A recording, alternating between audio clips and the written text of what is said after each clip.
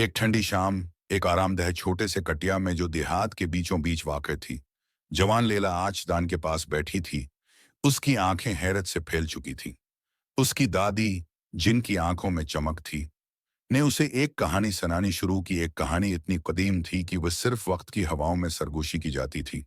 ये एक पोशीदा वादी की कहानी थी, एक ऐसा मकाम जहां राज, जादू और सबसे बड़ी खजाने की मौजूदगी थी। अगले दिन सुबह, जैसे ही पहला सूरज का करन दरख्तों के दरमियान से निकला, लैला जंगल के किनारे खड़ी थी। उसकी आंखों में अज़म की झलक थी। एक पुरानी नक्शा उसके हाथ में था। उसने उसे मजबूती से पकड़ा हुआ था और एक छोटा सा बैग उसके कंधे पर लटका था।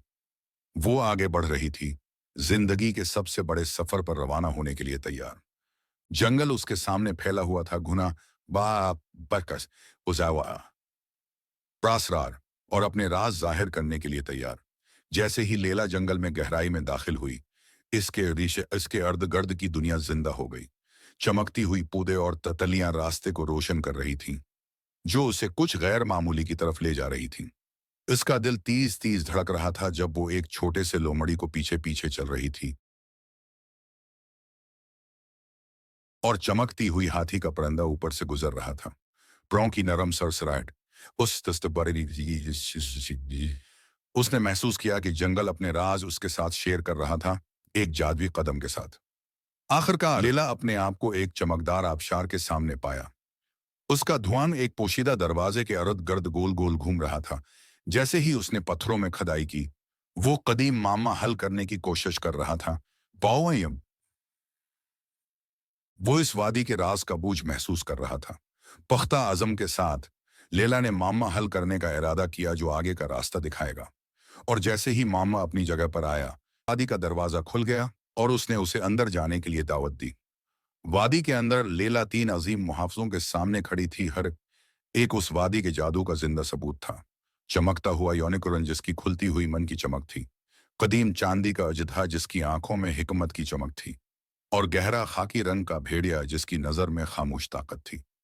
लैला ने उनके लिए गहरी इज्जत महसूस की, समझते हुए वो ये समझ चुकी थी कि वादी का असल खजाना सोना या जेवरात नहीं था, हाँ,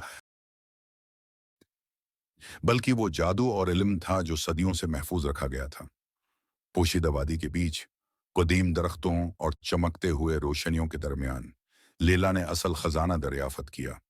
वो खजाना कोई सोने का संदूक नहीं था, बल्कि वो वादी का इल्म और उसका जादू था। जबकि मुहाफिज उस पर नजर रखे हुए थे, लैला ने यह समझा कि वादी की असल कीमत कुदरत, जादू और उस इल्म के दरमियान हम आहंगी में है, जो नस्लों से मुंतकल होता रहा था। उसने वादी के दिल को बेनकाब किया और यह हमेशा के लिए बदल गया। रोशनी मंजर पर छा गई। लैला वापस अपने गांव की तरफ चल पड़ी। उसका दिल उन राजों से भरा हुआ था जो उसने दरियाफ्त किए थे। पोशीदा वादी, जो अब भी धुंध के पीछे छिपी हुई थी, ने उस पर अपना निशान छोड़ा था। वो अपने गांव वापस आ गई। वादी का जादू हमेशा उसके साथ रहेगा।